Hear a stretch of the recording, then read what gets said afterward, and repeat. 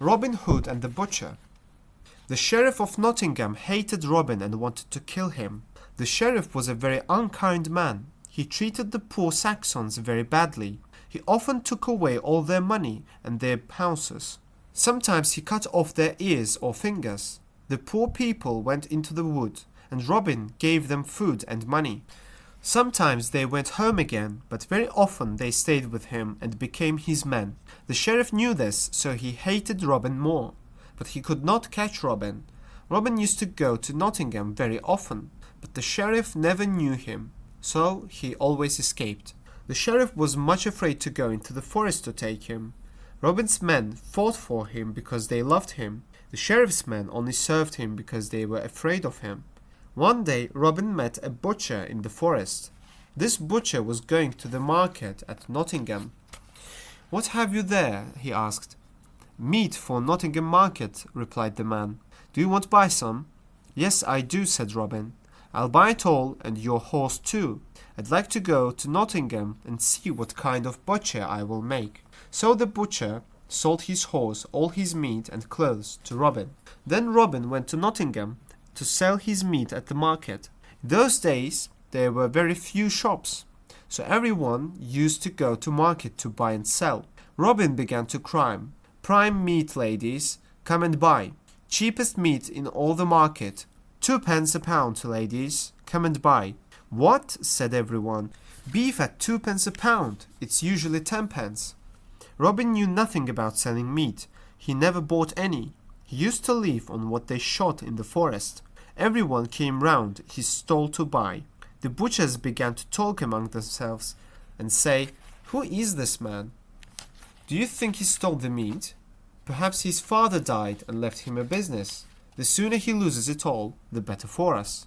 "It is silly," said one old man. He was the chief butcher. Laughter came from Robin's corner. He was not only selling meat, but making jokes about it all the time. "I'll tell you what," said the old butcher. "Better go talk to him and find out who he is. We must ask him to come and have dinner with us and sheriff today." On market days, the butchers used to have dinner together. After market was over, and the sheriff used to come and have dinner with them. "Thank you," said Robin. "I should like it. I am very hungry and thirsty." "Come then," said the butchers. The old butcher began asking Robin questions to try and find out something about him. "You have not been here before," he said.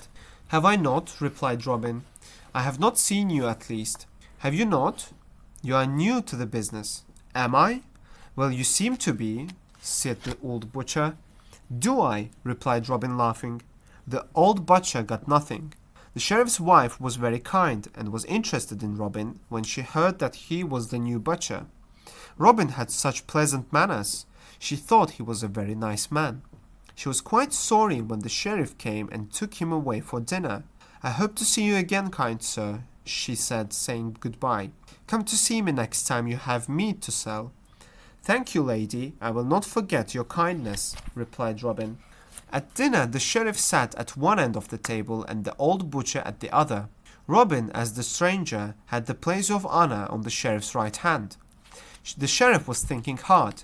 He was a greedy old man. He said to himself, "This silly young fellow does not know the value of things. If he has any cattle, I might buy it for very little. I could sell it again to the butchers for a good price. In that way I should make a lot of money." After dinner he led Robin aside. "See here, young man," he said. "You are new to this business. Don't trust these men." He pointed to the butchers. "Take my advice. If you have any cattle to sell, come to me. I'll give you a good price." The sheriff was happy when he heard that Robin had so many cattle for sale. He made up his mind that it would be easy to cheat the silly young man. He began to count the money. He was such a greedy old man, but there was a twinkle in Robin's eyes. "Now, young man, when can I see this cattle of yours?" asked the sheriff. "I can't buy before I see, you know. I must see them first. And the land too. And the land too," he added. "The sooner the better," said Robin. "I start for home tomorrow morning. If you like to ride with me, I will show you the cattle and the land too." "Fine," said the sheriff. "Tomorrow morning then, after breakfast, I go with you. And see here, young man," he added, "you won't sell to anyone else. It is a bargain, isn't it? "Oh, certainly. I won't even speak of it to anyone," replied Robin, and he went away, laughing to himself. That night the sheriff counted out 300 pounds in gold. "It's a lot of money," he said to himself. "A lot of money. Still, I must pay him something for his cattle."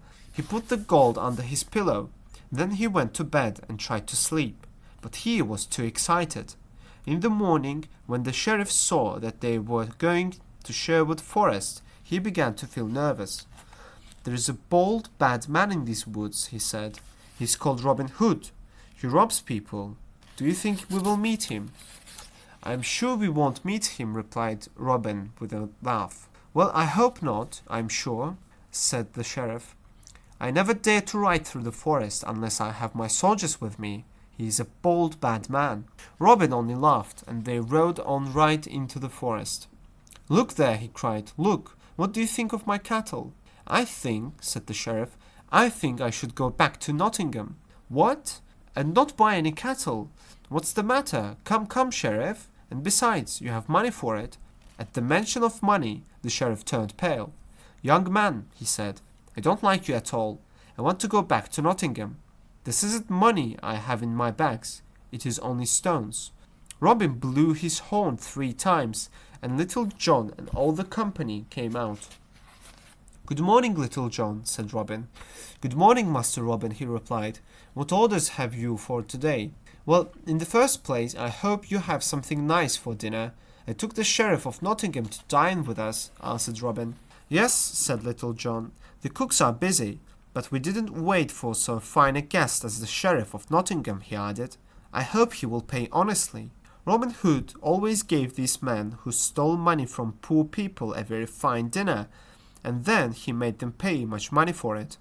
The sheriff was very much afraid. He knew he was in the hands of Robin Hood. He was angry too. They had a very fine dinner.